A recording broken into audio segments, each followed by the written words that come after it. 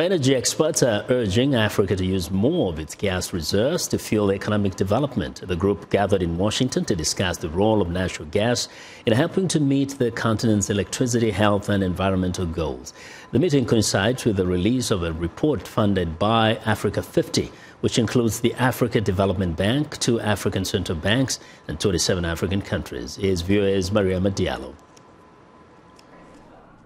In the new report, energy experts say there's tremendous potential for exploration and production of the vast natural gas reserves on the continent. Alain Ebobisse, CEO of Africa 50, talked about the findings at Washington's Atlantic Council. In Africa, we have over 7.5% of the world's known gas reserves. And we're sitting on this bonanza. He tells VOA that Africa 50 shareholders have committed $850 million so far to rev up the energy industry. Africa has to use a bit more of its gas reserve to fuel its economic development. And I believe that Africa 50, working with other investors, can invest in those midstream, downstream gas pipelines, gas distribution networks. As the African population continues to grow and the continent's economy continues to expand, the energy sector must keep with supply demands now and into the future, experts say.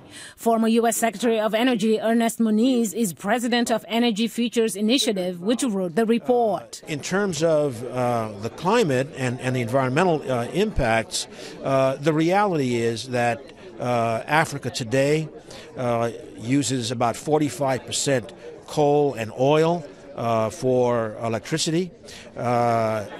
Electricity use is going to grow dramatically. If that grows with coal, it will be very, very bad in terms of carbon footprints. But Muniz says maximizing the potential of natural gas doesn't exclude the development of renewable energy sources as well. I believe that natural gas deployment will support renewables deployment. The real challenge finally is going to be how do we co-develop the gas markets and the gas infrastructure to satisfy the needs of these growing economies. Ebobisse says private sector investment will be needed to meet growing demand. The game changer today is that there is a consensus among policymakers that they need to do the right thing to attract private investment, because everybody understands that public investment is not enough to bridge that infrastructure gap in the gas space. Andrew Kamau with the Ministry of Energy and Petroleum in Kenya urges policymakers to move quickly. Don't forget, capital has a shelf life. If it's not welcome in your country, it will go somewhere else.